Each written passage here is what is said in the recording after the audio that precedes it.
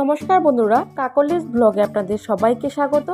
রোজকার খাবারে গরম ভাতের সাথে দুপুরে হোক বা রাতে এইরকম পাতলা মসুর ডাল খেতে কিন্তু আমরা ভীষণই পছন্দ করি। আজকে আমি আপনাদের সাথে শেয়ার করব পেঁয়াজ সম্বার দিয়ে পাতলা মসুর ডালের রেসিপি। কার কার বাড়িতে এরকম পাতলা মসুর ডাল হয়ে থাকে অবশ্যই আমাকে কমেন্ট বক্সে কমেন্ট করে জানাবেন। তবে চলুন দেখে নেওয়া যাক আমার আজকের এই ভিডিও বানানোর জন্য আমি একটি বাটিতে হাফ কাপ পরিমাণে মসুর ডাল দিয়ে ডালগুলো আমি ভালোভাবে ধুয়ে নেব। ডালগুলো আমি 2-3 বার ভালোভাবে ধুয়ে নেব।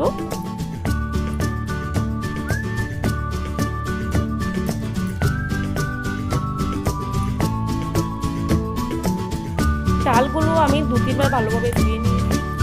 এখন একটি প্যানে বেশ কিছু পরিমাণে জল দিয়ে দিব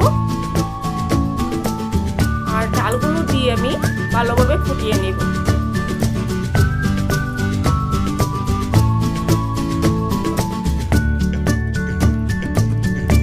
দিয়ে দিব স্বাদ মতো নুন। এখন গ্যাসের ফ্লেমটাকে লতে করে রেখে ডালটাকে আমি ভালোভাবে ফুটিয়ে নেব।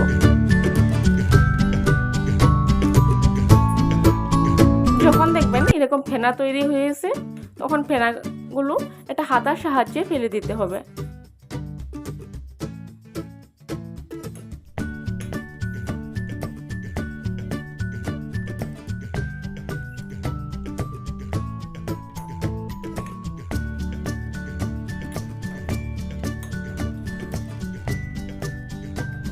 দেখুন ডালগুলো ফুটতে শুরু করে দিয়েছে। এখন আমি এর মধ্যে দিয়ে দিব 3টে চেরা লঙ্কা।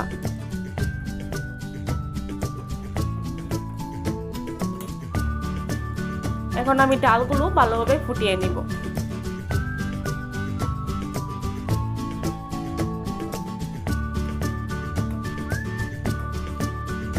যখনই এই ফেনাগুলো তৈরি হবে তখনই ফেনাগুলো হাতার সাহায্যে ফেলে দিতে হবে।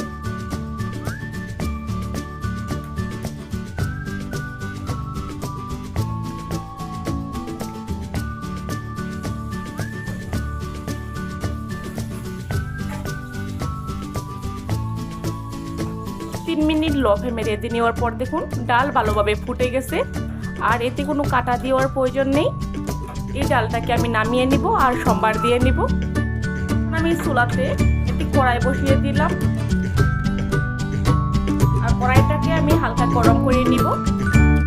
এখন আমি সরষের তেল দিয়ে দিব। দিয়ে দিব শুকনো লঙ্কা,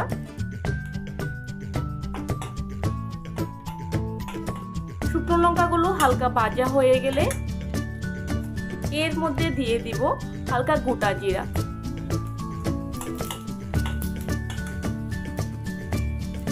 আর দিয়ে দিব পেঁয়াজ কুচি।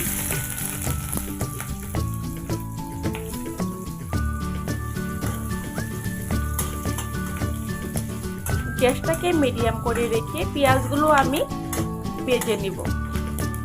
দেখুন পেঁয়াজগুলো ভাজা হয়ে গেছে। এখন আমি এই নেওয়া ডালগুলো দিয়ে দিব।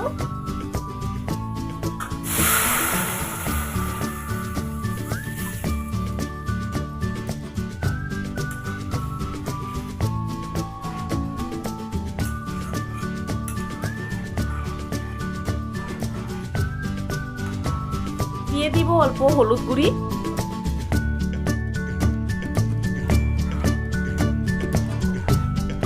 এখন হাই ফ্লেমে ডালটাকে আমি 2 মিনিট ফুটিয়ে নেব।